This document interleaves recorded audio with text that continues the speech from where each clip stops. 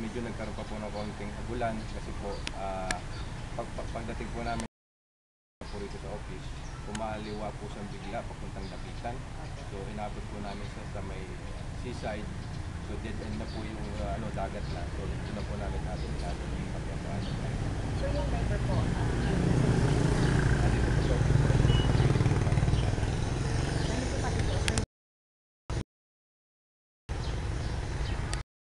Naman tayo Ano po pangalan po?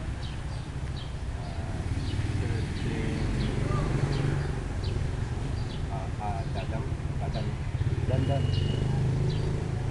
John Marvin Dandan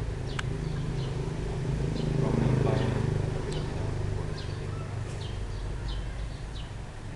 Sir, pwede po bang maano?